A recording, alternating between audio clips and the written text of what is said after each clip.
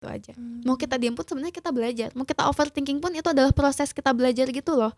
That's why kayak gak usah menjudge kita belajarnya lama, yang penting kita nggak berhenti. Karena kalau misalkan kita melihat kepada sesuatu yang kita tidak punya, pasti selalu ada.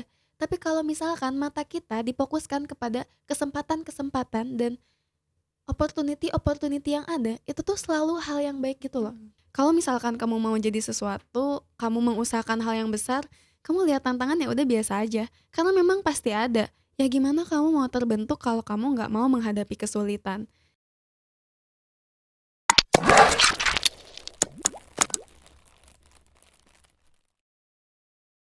Halo, selamat datang di tetapberjalan.id, di mana ini merupakan platform media digital yang akan bantu kamu yang sedang kesulitan mencari jati diri melalui self development.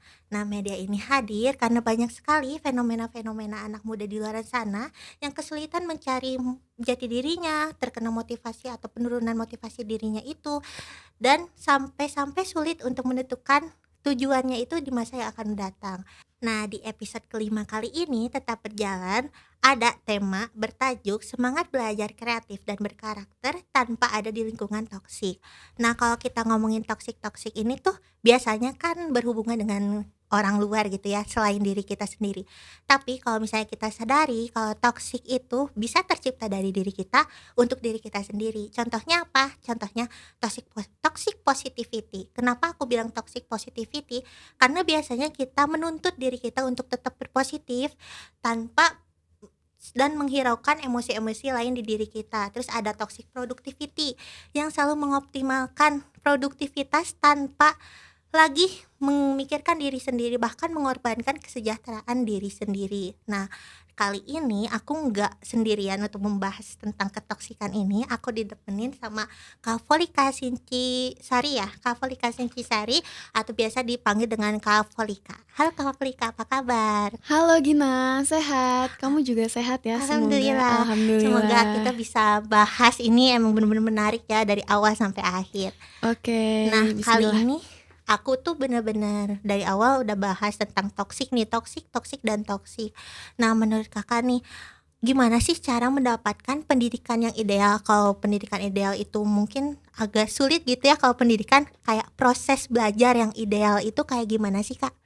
Oke, proses belajar yang ideal ya. Waduh, sebetulnya ini disclaimer ya, aku anak komunikasi nih Gina. Tapi dulu aku pengen masuk psikologi, cuman mungkin belum rezeki. Nah, tapi dari situ aku memang suka self development. Terus aku passionate di education. Salam kenal juga nih Iya. karena aku baru pertama kali di sini. Halo semuanya, aku Volika. Alhamdulillah kemarin aku diamanahi menjadi mahasiswa berprestasi dan saat ini aku sedang membangun platform Temanmu Community membantu mahasiswa khususnya sekarang masih di lingkup IPB untuk memaksimalkan mereka di dunia kuliah. Ah, Karena waktu di kuliah itu mereka bingung mau ngapain. Nah, mhm, mari kita relate ke sini. Sekolah yang pendidikan yang ideal itu banyak yang bilang ya udah kamu SD, SMP, SMA, terus kuliah. iya, Kalau mau S1 lanjut mhm, S2. Tapi pernah gak sih kamu pernah mahasiswa kan? Kamu mahasiswa kan iya. sekarang. Pernah gak sih ngerasa gimana ya cara maksimalin kuliahku? Nah, Mmm, jadi sebenarnya pendidikan yang ideal itu kita harus tahu tujuan pendidikannya untuk apa. oh, Dulu aku lihat temanku tidak kuliah, tapi dia memang langsung berbisnis karena mhm, punya privilege, orang tuanya emang udah bisnis. Jadi mhm, dia melanjutkan perusahaan orang tuanya. Nah, untuk kita yang sedang mencari jati diri, kita harus tahu kita sukanya di mana dan mmm, suatu hal apa yang bisa bikin kita itu berkorban. mhm. Kayak misalkan aku passionate banget di edukasi, kegiatanku selalu berhubungan dengan edukasi dan kayaknya aku tuh semangat membara kalau bahas pendidikan Oh, gitu. That's why kayaknya ke depannya aku mau ke situ. Nah, jadi ketika aku sudah punya goals-nya, mhm, hal-hal yang aku lakukan sekarang itu bisa related to my goals. mmm, Oke, aku ngambil apa nih, aku ngambil apa nih gitu. Walaupun sebenarnya aku sangat tertarik di bisnis. Tapi bisnis aku tertarik kenapa?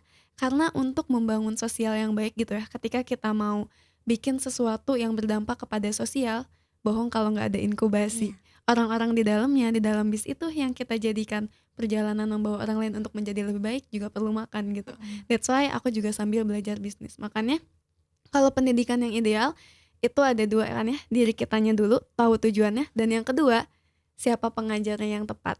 Jadi butuh mmm, semangat belajar yang tinggi dari internalnya dan juga butuh guru yang capable. Ah, Itu bukan tentang tempatnya doang iya. ya. Nah, aku lihat-lihat nih, sosmed Kakak tuh emang bener-bener memanfaatkan era digital sebaik-baiknya. Tapi pernah nggak sih ada tantangan yang besar saat kita memanfaatkan era digital yang ini tuh udah baik nih, tapi ada aja gitu hambatannya. Pernah nggak sih Kak ngerasain hal itu? Oke, kalau ngomongin terkait dengan tantangan, begini loh. Hidup kita ini tuh pasti nggak selalu mudah. Makanya kalau misalkan kamu mau jadi orang hebat, tantangan itu adalah suatu hal yang pasti ada di kehidupan kamu. Salah satu mentorku itu Pak Salman, CEO Paragon ya, Mhm. sekarang CEO Ensei. Nah, beliau itu bilang, kalau misalkan kamu mau jadi sesuatu, kamu mengusahakan hal yang besar, kamu lihat tantangan ya udah biasa aja. Karena memang pasti ada. Ya gimana kamu mau terbentuk kalau kamu nggak mau menghadapi kesulitan? Itu. Lalu Mmm, media sosial kesulitannya apa? Tujuan aku untuk update media sosial karena aku tidak punya wadah untuk oh, sharing. mhm. Kredibilitas aku belum dilihat orang lain saat itu.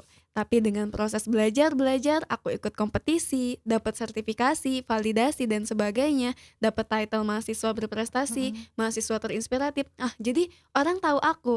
Nah, baru dari situ personal branding plus juga kapabilitasku mampu untuk memberikan aku privilege memberikan lagi kepada orang lain. Mmm. Nah, jadi media sosial itu kalau dimanfaatin ke aku nggak punya privilege, kamu punya HP sama internet pun udah privilege gitu loh. Itu paling basic, that's why aku suka bilang, kamu kalau ngerasa nggak privilege, coba bikin personal branding kamu. Tapi sebelum bikin personal branding, sebelum bikin personal branding di media sosial, kamu harus punya personal branding di real life. Jadi jangan Mmm. gimmick doang di media Iya iya. sosialnya gitu, menyebutkan sesuatu yang belum pernah kamu lakukan dan sebagainya.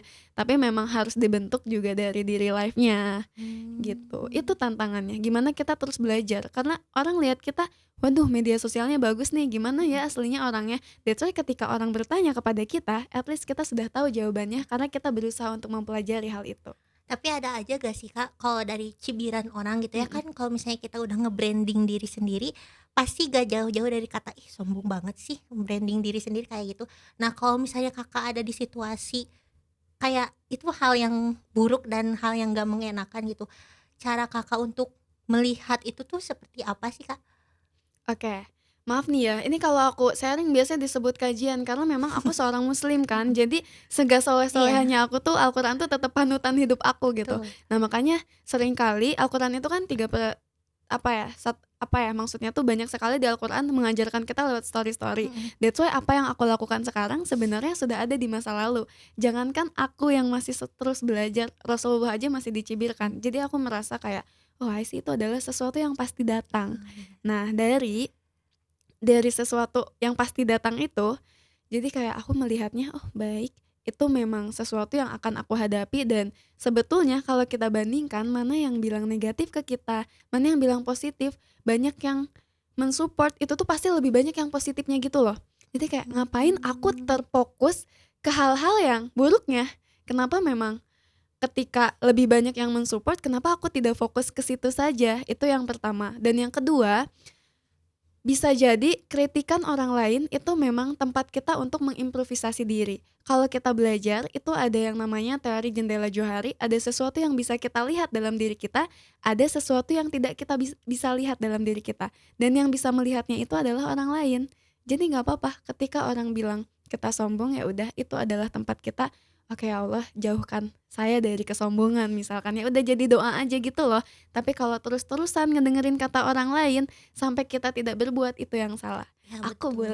Aku boleh nyeritain satu cerita gak? Boleh banget, aku juga kepo. Oke, jadi dulu itu ada seorang katak, dia itu jatuh ke suatu lubang. Nah, katak ini tuli, terus katak-katak di atasnya itu kayak, "Ayo naik naik." Nah, si katak ini yang di bawah kayak yang awalnya ngerasa kayaknya aku terus terperangkap deh di sini.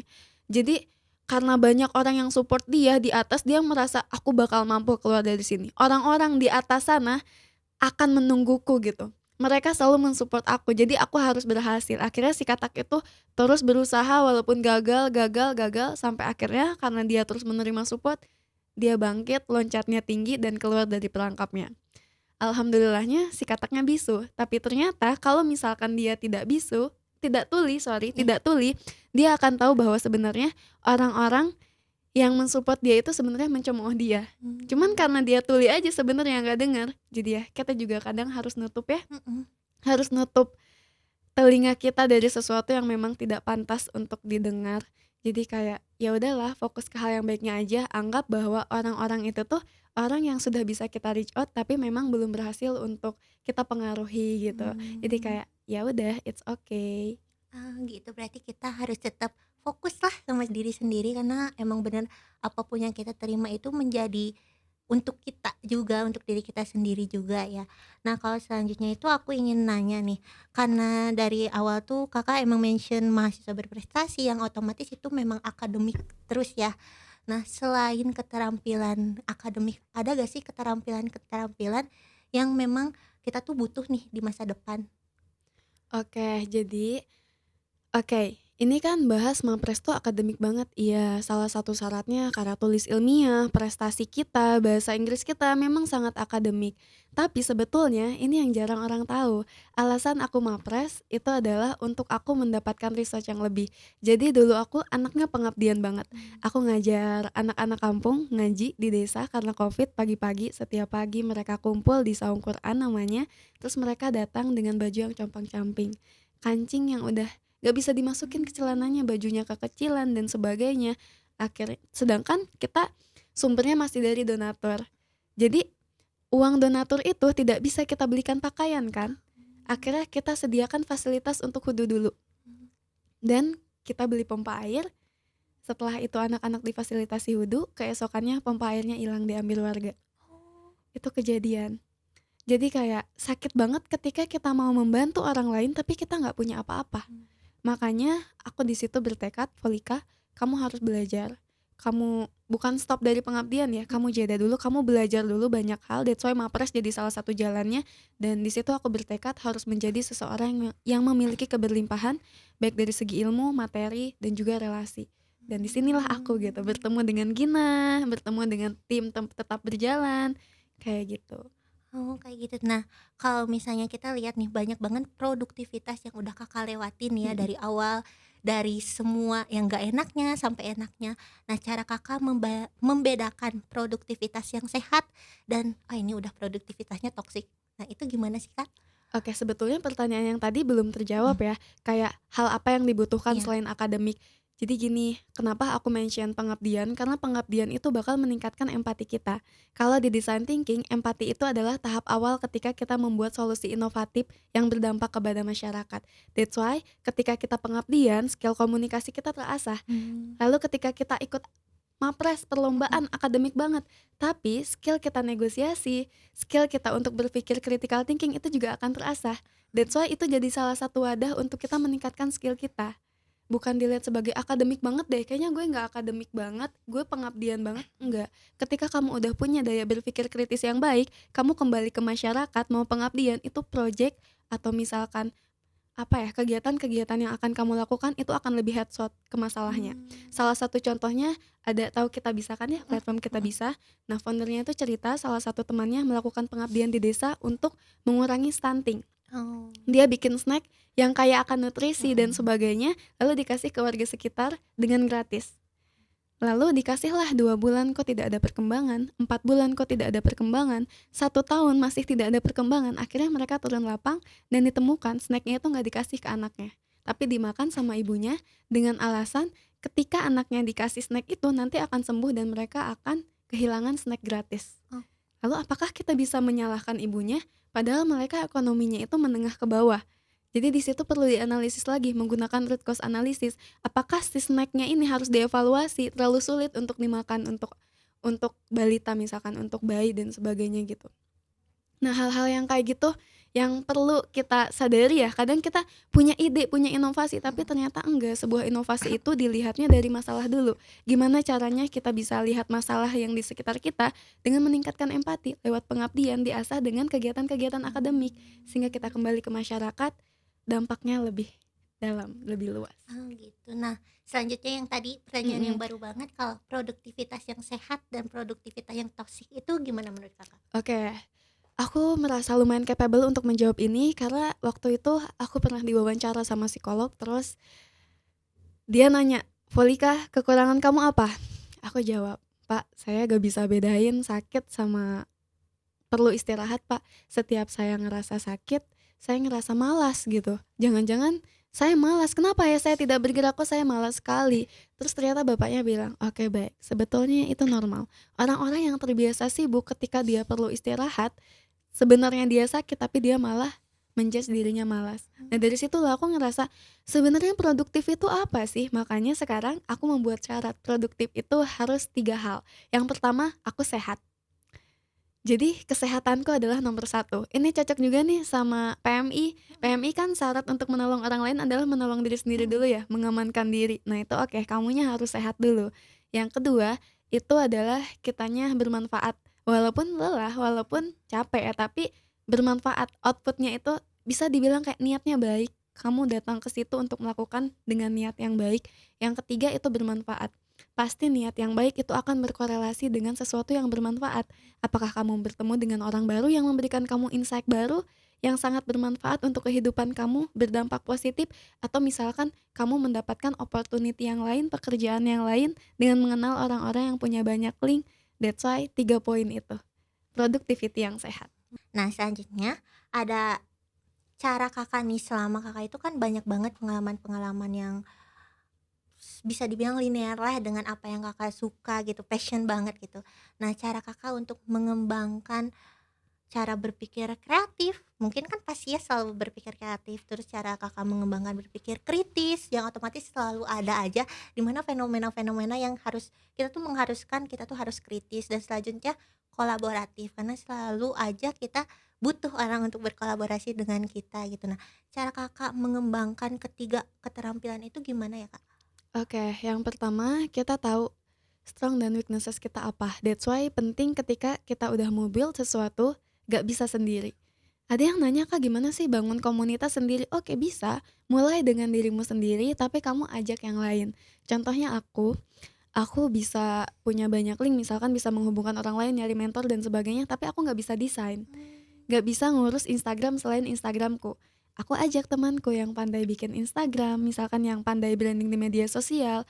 Lalu juga aku tidak bisa banyak menghubungi orang lain.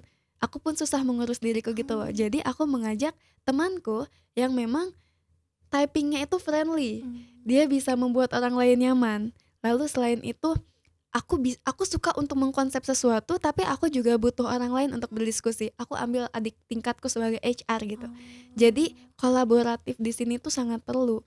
Bahkan sekarang zamannya sudah tidak sudah apa ya, sudah tidak bersaing ya, Mhm. tapi bagaimana kita bisa berkolaborasi, multidisiplin ilmu. Itu kerasa waktu aku ikut kompetisi TAN atau Student Research di ITB, Mhm. aku anak komunikasi bisa bikin alat apa sih? Tapi aku bisa turun lapangan, bisa ngobrol sama yang ada di sana, bisa analisis masalahnya, bisa menemukan solusi ide yang tepat. Lalu nanti sama anak arsitektur Undip, itu mereka bisa apa ya namanya tuh, bisa bikin desainnya. Lalu sama anak Oh. teknik ITB, itu dia bisa bikin prototipe-nya. Kalau aku sendiri mana bisa. Mhm. Nah, that's why itu penting untuk melihat kekurangan diri sendiri dan juga bagaimana kita menutupinya dengan orang-orang di sekitar kita. Apakah itu memanfaatkan? Iya, tapi in a positive way dan mereka juga merasa senang di sini.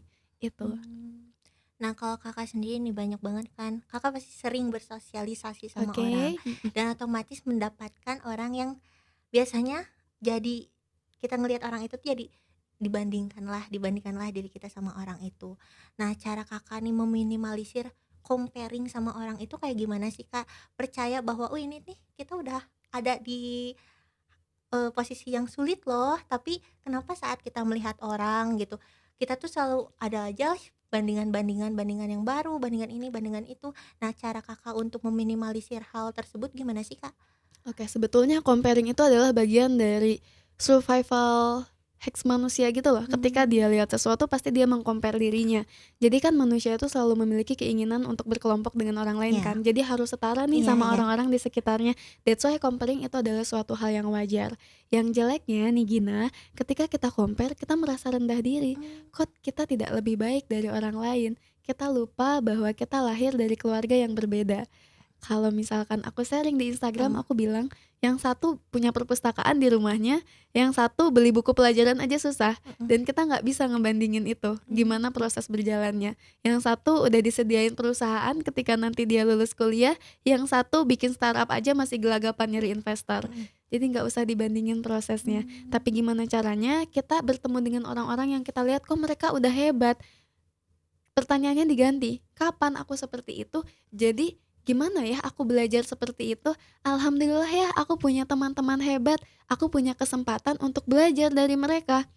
Jadi iri hati ini tuh tidak disimpan lama-lama di dalam diri kita. mmm. Karena kalau misalkan kita ngelihat orang lain jadi dengki, seolah-olah kita punya racun tapi kita minum buat diri kita sendiri. Oh, yes, bener Nah, bener banget. itu yang pertama, Mhm lalu yang kedua, kita itu kan disuguhi dengan informasi ya, mhm. Gen Z apalagi Gen Alpha, Iya. 30 detik scrolling Iya. TikTok terus-terusan kan, jadi kayak comparing-nya Mhm makin mhm. banyak, jadi informasi juga ngaruh, bisa dipilah lah atau enggak dari diri kitanya mensortir. Yang ketiga, ketika membandingkan, tanpa sadar kita ngebandingin diri kita sama Gina nih, yang Mhm. udah bisa jadi host podcast gitu ya. Kalau enggak ngebandingin diri kita sama Nanda yang punya communication skill yang Iya. bagus. Kayak kita ngebandingin diri kita yang sendiri ini dengan banyak orang, dengan keunggulan yang banyak di luar sana. Mhm. Nggak akan bisa lah, kita nggak akan bisa jadi Mmm. segalanya dalam satu waktu. Sekali lagi, kita nggak akan bisa jadi oke, sekali lagi, kita nggak akan bisa jadi segalanya dalam satu waktu. Nanti juga bikin ini kan bareng-bareng, Iya. oke? Dan aku juga di sini bikin temanmu community juga bareng-bareng. Jadi nggak usah dibanding-bandingin, tapi gimana caranya kita bisa belajar dari kesempatan yang ada itu. Betul banget ya. Jadi hidup itu secara tidak langsung belajar gitu ya, isinya itu gimana cara kita untuk lebih baik itu ya belajar terus dan belajar terus ya, Kak. Nah, Betul. selanjutnya itu saat kita ada di situasi sekarang, zaman sekarang tentunya kita tuh diharuskan untuk ikut zaman yang serba cepat gitu. Apa-apa cepat, kalau misalnya kita nggak lihat informasi lambat, jadi kita tuh kayak kehilangan informasi yang kita dapatin, terus kayak takut FOMO banget gitu, jatuhnya. Nah, tapi Kak, salah gak sih kalau misalnya kita milih untuk memperlambat ritme hidup gitu? Karena kan capek ya selalu ngejar-ngejar hal yang gak pasti gitu, ngejar-ngejar informasi gitu, yang setiap hari itu datang terus. Nah, kalau misalnya ada nih orang yang milih untuk melambatkanlah ritme hidupnya, itu salah nggak sih, Kak? Sebenarnya hidup ini pilihan sih. Salah enggaknya itu gimana kamu, gimana persepsi kamu. That's why ada kan pertanyaan yang kemarin viral, gimana kalau kita gak jadi Mhm. apa-apa? Ya nggak apa-apa lah, asal kamu terima resikonya. Mau kamu jadi pengusaha sukses ya kamu terima resikonya. Jarang istirahat, mungkin ketemu keluarga kurang, atau misalkan kamu cukup dengan kehidupanmu sekarang. Ya udah, berarti kamu punya waktu dengan keluarga, tapi mungkin uangmu nggak bisa beli BMW sama mobilmu nggak Mmm, Fortuner gitu mhm. kan. Jadi kayak hidup itu adalah tentang gimana kita mau nerima risiko yang kita ambil gitu. Mmm, Jadi kayak kalau kamu mau men-slowkan ritme hidup mhm. kamu, it's okay, selama kamu bisa mensuplai kebutuhan kamu gitu loh. Mmm, Yang kamu takar sendiri, kamu butuhnya apa. Kayak misalkan aku perlunya baju yang 100.000 juga cukup sih, tapi ada orang yang gaya hidupnya tinggi kan. iya. Kayak baju 500.000 gue gatel deh gitu, Mhm. harus agak upgrade. Ya udah, tergantung kamu. Kalau kamu mau nggak jadi apapun, nggak apa-apa. Tapi kamu harus berarti kamu nggak bisa nyekolahin anak kamu di international school. Nah, gimana caranya kamu jadi orang tua yang bisa mendidik anak kamu? Kalau misalkan kamu punya uang, kamu nggak punya waktu ngajarin anak kamu, tapi kamu bisa memberikan guru-guru yang berkualitas untuk dia. Itu soal pilihan kembali lagi. Mmm, That's why kamu bisa pilih kamu akan hidup seperti apa. Dan gak usah nyalahin kehidupan orang lain. Kayak orang lain kok gini sih, mending ini, mending itu. Biarin tuh kehidupan orang lain. Kita fokus sama kehidupan kita, tapi yang pasti ketika orang lain minta bantuan ke kita pastikan semoga kita bisa bantu. Selagi itu masih kapabilitas kita. mmm. Berarti kalau dilihat pendidikan tuh sepenting itu ya ya, Kak, ya. Nah, kalau misalnya dari Kakak sendiri nih, pendidikan itu kalau di-rating 1 sampai 10 itu berapa sih dan alasannya apa? Oke, sebenarnya kita hidup tuh selama ini terus belajar ya. Mhm Jadi kayak kalau ditanya sepenting apa sih pendidikan? Sepenting kamu menghirup oksigen di dunia ini mhm. gitu loh. Mau di rating 1 sampai 10 kayak 10 pun gak akan Mhm cukup. Jadi karena bayangin kita lahir dari bayi gak tahu apa-apa. Nah, si bayi ini belajar merangkak, belajar berjalan, dia tuh selalu belajar hal baru. Kalau misalkan dia berhenti belajar, sebenarnya kehidupannya itu stuck di situ aja. Mau kita Mmm. diam pun sebenarnya kita belajar, mau kita overthinking pun itu adalah proses kita belajar gitu loh. That's why kayak gak usah menjudge kita belajarnya lama, yang penting kita nggak berhenti gitu. Dan Mhm. pendidikan sepenting apa sih? Jadi dulu aku kan anak kampung nih, Iya. banyak sekali tetanggaku yang datang ke rumah mau jual golok, gak bisa beli nasi buat keluarganya. Mmm. Tapi ketika aku tinggal di kota, Mhm. misalkan di rumah saudaraku di tempat yang lain tidak di nenekku, itu rumahnya Masya Allah gede banget, udah Mmm. ember-emberan gitu kan ya. Jadi kayak kenapa beberapa manusia bisa menghasilkan banyak uang dan yang satu lagi di kampung mereka bekerja keras tapi standar hidup mereka tidak meningkat. Yang Mmm. pertama perbedaannya itu mindset. Dan mindset itu bisa berganti karena pengalaman kita dan pendidikan kita. Pendidikan itu Mmm. pasti merubah mindset kan. Waktu itu aku ngobrol sama Pak Nadiem Makarim di Kemendikbud, terus beliau bilang, Kemendikbud bikin banyak kompetisi itu bukan cari juara doang, tapi supaya mahasiswa dan student di Indonesia itu mengalami yang namanya proses yang merubah dia yang punya fixed mindset Mhm. menjadi grow mindset. Terus Mmm. temenku sampingku dari IPB bilang, iya itu aku ngalamin banget loh. Jadi dia itu pandai statistika, tapi dia ngerasa, aduh kalau ikut kompetisi bukan gue banget deh. Mmm. Kayaknya gue nggak akan menang. Akhirnya karena dia pandai, tapi dia tidak sadar, Mhm. gurunya nge-push dia buat ikut lomba. Mmm. Dia ikut lomba lah statistika. Kalah tahun pertama. Karena dia nggak serius, gue pasti kalah. Mmm. Tapi menang ke 15. Mmm. Sedangkan yang maju itu kayak 10 besar ke Mhm. next step selanjutnya. Terus dia mikir, gila ya, gue nggak belajar aja udah masuk 15 besar. Mmm. Gimana kalau gue seriusin? Tahun depan dia ikut lagi, dia balas dendam biar dia masuk ke Mhm. 10 besar. Dan Masya Allah jadi juara satu se-Indonesia. Mmm. Jadi kayak proses itu tuh sepenting itu gitu loh. Beranikan diri untuk melakukan sesuatu yang kita takut, itu sangat penting.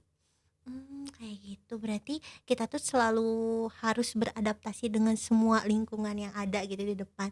Nah, tapi biasanya nggak semua orang itu bisa beradaptasi itu. Jadi kadang untuk masuk ke lingkungan baru itu banyak banget pertimbangan-pertimbangan yang dia ada kasih gitu untuk dirinya gitu. Nah, kalau dari Kakak ada gak sih afirmasi yang, "Ayolah di lingkungan baru tuh nggak sejelek itu, di lingkungan baru tuh nggak seburuk itu. Ini loh lingkungan baru bisa belajar." Ada nggak sih afirmasi dari Kakak untuk teman-teman tetap berjalan di rumah yang memang ingin mulai tapi banyak takutnya, ingin mencoba tapi takut gagalnya, kayak gitu ada nggak sih, Kak? Oke, adaptasi ya? Bisa. Kamu bisa menemukan wadah yang kamu inginkan, teman-teman yang sesuai dengan kamu. Syaratnya satu, ketika kamu belum menemukan itu, kamu terus mencari. Dan yang kedua, ketika kamu tidak menemukan itu, minimal kamu berusaha jadi menjadi.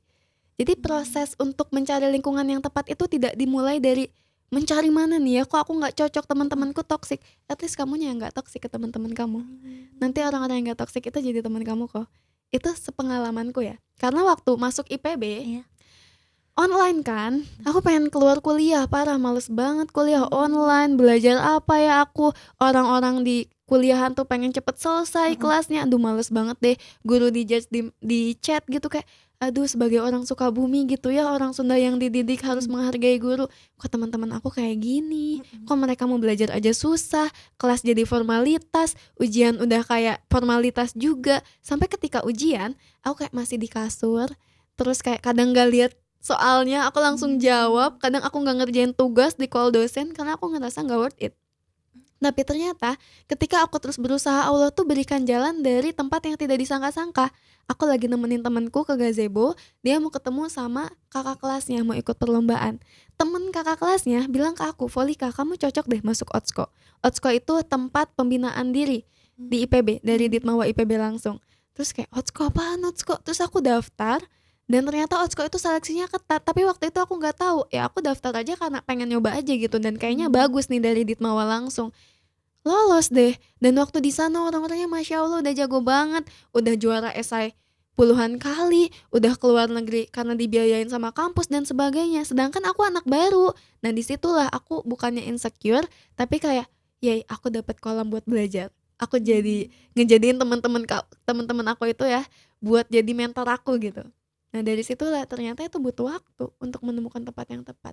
Tapi ya gimana caranya kita menjadi dulu itu sih.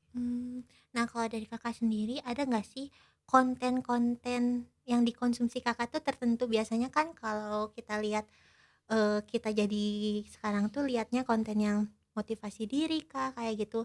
Nah kalau dari Kakak sendiri tuh ada nggak sih konten-konten yang khusus gitu yang dikonsumsi sama Kakak?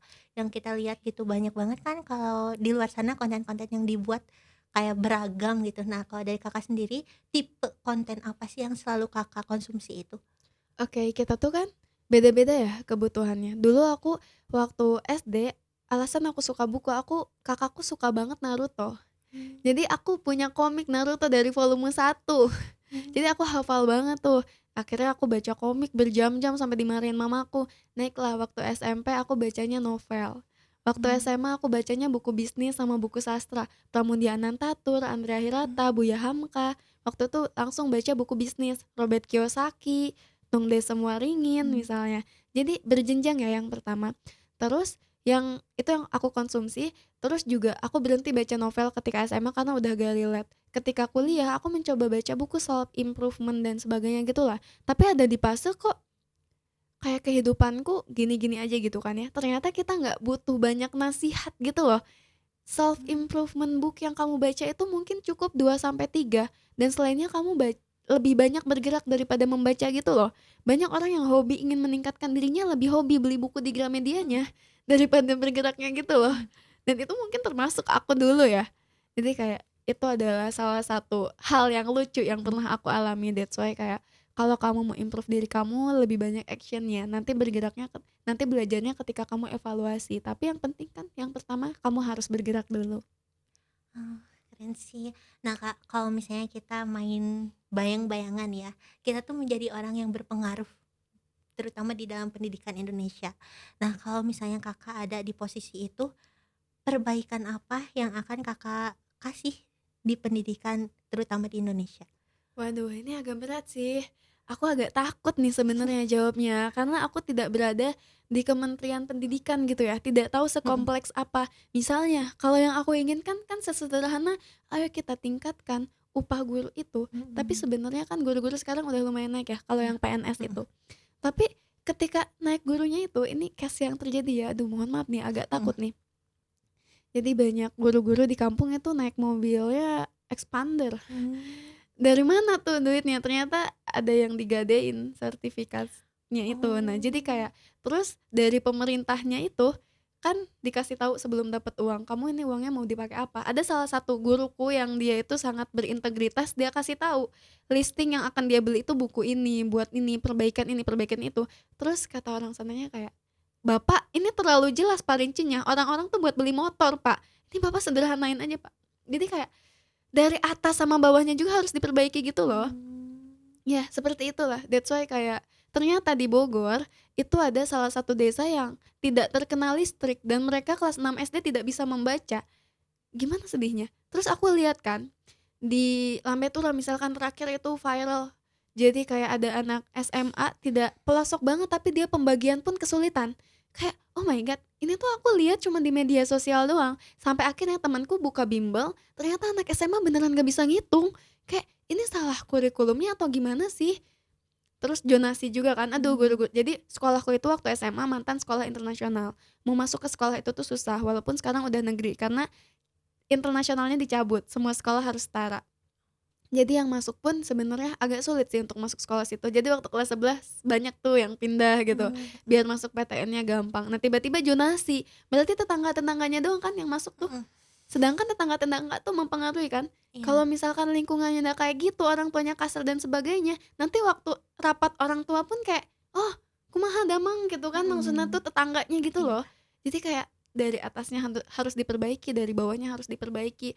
Tapi aku harap guru-guru ini memiliki standar hidup yang baik sih, supaya dia emang fokus ngedidik anaknya gitu. Soalnya data terakhir itu yang paling banyak pinjol itu kan dari guru ya, dan itu menyedihkan sekali, gitu. mmm. Terus sebenarnya harus ada kerjasama antara pendidikan dan juga lingkungan keluarga. Mhm, Dan ini aku tidak bisa sampaikan apa sih yang ingin aku berikan gitu. Mungkin itu dasar-dasarnya ya, tapi untuk sesuatu yang lebih spesifik, aku juga membutuhkan data lapangan yang lebih jelas. Gak bisa aku seenaknya bilang kayak, seharusnya ini tuh bekerja sama, padahal kan di lapangannya itu harus ada data dan informasi faktanya gitu. Nah, kalau misalnya kita, ada di dalam suatu Mhm pendidikan nih, tapi mental kita tuh kurang stabil gitu. mhm Nah, saat kita mau ngejar sesuatu juga kita tuh terhalang dengan apa yang mental kita yang dimiliki. mhm. Nah, itu tuh kan menjadi salah satu awal mula kita tuh kadang malesnya ada, terus untuk nggak mau belajarnya ada gara-gara mental yang kita miliki, rasa yang kita miliki. Nah, menurut Kakak untuk keluar dari mental itu, dari situasi yang nggak mengenakan itu gimana sih, Kak? Oke, kita cerita lagi nih, boleh kan? Boleh. Oke, jadi ada penelitian. Penelitian ini tidak dilakukan sekali dua kali, tapi berkali-kali. Penelitiannya pakai apa? Tikus. Mmm. Lalu apa yang dilakukan? Tikus ini diberikan rumah yang di sana bahan makanan untuk mereka itu sangat banyak dan tidak pernah habis. Berapapun tikus yang ada di situ, selalu ditambahin makanannya. Nah, mulailah di tempat itu surganya tikus dikasih 2 tikus. 2 tikus ini makanlah dengan bahagia, aduh penuh makanan, tempat yang luas dan sebagainya. Mulailah mereka memiliki keluarga, memiliki anak dan sebagainya. Jadilah keluarga yang rukun. Setelah menjadi keluarga yang rukun, jadilah kampung-kampung tikus yang rukun. Nah, setelah jadi kampung-kampung tikus, mereka makin banyak. Makanan selalu tersedia, selalu cukup jika misalkan mereka rukun dan mereka tetap rukun. Tapi karena lingkungannya ini terbatas, dibatasi seperti bumi kita ini yang tidak bisa meluas. Nah, mulailah mereka bersuku-suku. Mulai mereka memiliki pemimpin, lalu pemimpinnya ini kayak apa ya? Membatasi wilayahnya sampai mana sampai mana sampai mana, mulailah dari situ. Lalu dari situ mulailah ada percecokan. Jadi si laki-lakinya ini tuh sibuk bekerja, lalu si perempuannya ini seperti apa ya, misalkan seperti diabaikan oleh suaminya.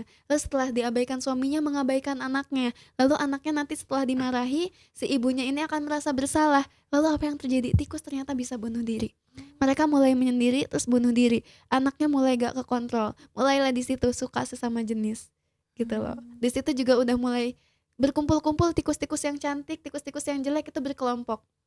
Mereka udah mulai berkelompok dengan sesamanya gitu loh, ngerasa gue tikus yang mulus nih gitu. Mmm. Mulailah LGBT dan sebagainya sampai akhirnya makin membeludak dengan kejadian-kejadian seperti itu, bunuh diri, depresi tikus, pada sampai akhirnya mereka itu perang. Perang yang sangat besar, perang terus-terusan sampai akhirnya tidak tersisa satu tikus pun. Mmm. Dan kayak, oke, tidak tersisa satu tikus pun dan itu terus diulang penelitiannya. Mmm. Dan selalu berakhir dengan tikus yang melonjak, langsung berantem terus jadi nol. That's why kayak kalau aku lihat dari penelitian ini sih berasal dari rumah juga ya. Mhm. Gimana ketika kita di rumah itu nyaman dan ketika kita punya komunikasi yang baik sama orang tua nyaman dan kita nggak bisa kan meminta orang tua kita untuk selalu sempurna. Jadi kedua belah pihaknya harus terus belajar dan itu harus diingatkan. At least kalau orang tua yang suka kajian kan ketika dia nggak punya ilmunya pun jadi tahu ya, oh I see, aku harus lebih menghargai anakku. That's why dari kedua belah pihak orang tuanya harus terus belajar, anaknya juga harus terus belajar. Nanti ketika hal itu terjadi, mental anak itu kan akan diberikan kasih sayang ya. Mental buruk itu Iya, kan biasanya dari kantong kasih sayang anaknya nih yang betul. kosong gitu. Mhm. Itu kan mulainya dari situ. Karena temanku party terus aku tanya tuh kayak, "Kamu kenapa sih minum-minum kayak gitu?" Pelampiasan coy, gue di rumah gak bahagia gitu loh. Jadi Mmm. pasti berasal dari rumah. Aku udah wawancara beberapa orang pasti mulainya dari rumah. Dan Mhm. itu yang harus diperhatikan. Kayak gitu. Nah, kalau misalnya ya rumah kan nggak misalnya kita lihat banyak banget kasus-kasus di mana kadang nggak ada perannya yang tadi dibilang nggak ada peran dari orang tua sama sekali, nggak ada peran yang memang mendidik anaknya itu harus seperti apa. Nah, gimana cari jalan keluarnya itu sih, Kak? Karena kan kita nggak melulu pasti bisa melihat, ini ada tapi nggak ada perannya, ini ada tapi nggak ada ininya gitu ya, dan itu tuh malah membuat, "Ah, banyak kurangnya lah aku mah," jadi ada kata-kata itu. Nah, cara jalan keluarnya itu gimana ya, Kak? Jadi kita tuh cari peran tapi nggak di orang itu gitu. Jadi itu tergantung POV kita. Mmm. Apakah kita mau menjadikan itu suatu hal untuk mempush diri kita mau maju atau mempush diri kita ini malah kayak ya udahlah gue bukan siapa-siapa. Mmm. Makanya apa ya? Kita tuh harus terus belajar sih, karena kalau misalkan kita melihat kepada sesuatu yang kita tidak punya, pasti selalu ada. Tapi kalau misalkan mata kita difokuskan kepada kesempatan-kesempatan dan opportunity yang ada itu tuh selalu hal yang baik gitu loh. Mhm, Kayak misalkan kita di bus nih, di dalam bus yang sama, tapi kanannya itu misalkan gelap, tapi kirinya itu cerah, tergantung kita mau melihatnya kemana. Apakah ke arah yang gelap, ataukah kita lihat ke view yang luas, yang terang, gitu loh. That's why itu gimana POV kita. Manusia itu kan gimana pikirannya ya, mhm. dan gimana hatinya. Itunya yang harus kita jaga. Wah, keren banget sih, gila aku banyak banget belajar terutama tentang sudut pandang dari Kak Rika gitu yang banyak banget gitu, semua hal yang baru gitu, apalagi soal pendidikan, tentang belajar juga karena kita harus sadari kalau hidup itu tentang belajar, semua itu cara kita, hadirnya kita, terciptanya kita itu dari proses belajar gitu. Nah, kalau misalnya ada teman-teman dari Tetap Berjalan ingin diskusi lebih lanjut sama Kak Volika ini bisa dijangkau di sosmed mana sih? Boleh dong spill-spill gitu? Oh, I see. Oke, aku cukup aktif ya di media sosial. Bisa dicari di @volika_she dan semoga aku bisa membalas dengan cepat ya, tapi mohon maaf kadang sesuatu tidak sesuai ekspektasi dan aku juga ada batasannya sehari waktuku 24 jam dan tidak selalu main Instagram. Jadi kalau misalkan ada sesuatu boleh lewat situ dan semoga kita bisa berteman baik. Terima kasih. Oke, terima kasih ya Kak Volika udah nyempetin hadir di Tetap Berjalan, terus sharing banyak banget insight-insight baru sama teman-teman yang lagi nonton Tetap Berjalan di YouTube ini. Nah, sampai jumpa di episode selanjutnya yang aku pasti yakin banget relate sama teman-teman karena pasti nggak jauh-jauh dari self development gitu. Nah, sampai berjumpa di tetapberjalan.id, temukan dirimu, lanjutkan perjalanan. Dadah. Dadah.